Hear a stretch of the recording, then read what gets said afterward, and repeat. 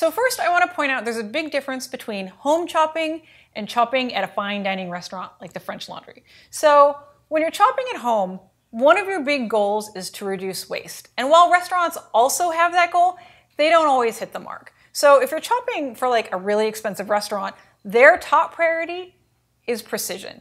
And so what they'll end up doing is cutting off big pieces of vegetable to completely square it off and end up with a perfect rectangle that they can start from to hit like perfectly like smooth dice marks, perfectly smooth julienne sticks, and everything's going to be perfectly square. The problem is though, this creates a lot of waste. You lose literally 25 to 30% of your potato in doing that. So the method I'm going to show you is going to be the home method, where it's not going to be quite so perfect, but we're going to have a lot less food waste. Because come on, it's like we all want to save money, we all want to save food, right? So instead of like throwing half our food away, like let's take steps to reduce food waste and save some money.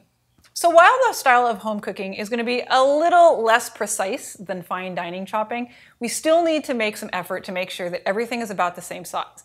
And this is really important because if you have pieces of food that are all different sizes, they're going to be done at different rates. So the goal is to make all the pieces of your food be roughly the same size for even cooking. The reason for that is small things, obviously, cook faster than big things. If you have a big piece of potato, it's going to cook a lot slower than a little tiny piece of potato. This is why it's so important that we have to try and cut everything to be the same size.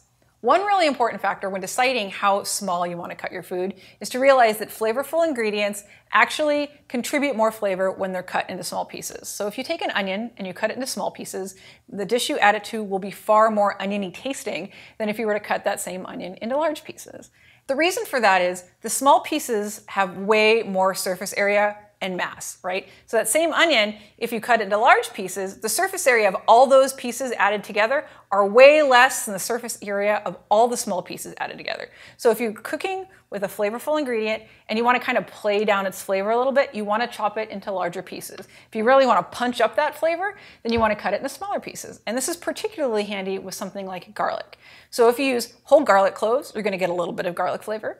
If you use garlic slices, you're going to get a little bit more garlic flavor. If you do a large dice of garlic, where they're like kind of big chunks, you're going to get a little bit more garlic flavor than if it was sliced. And if you mince it really fine, you're going to get a whole lot of garlic flavor. So that's a really good food that you can use to illustrate why smaller pieces contribute more flavor than larger pieces.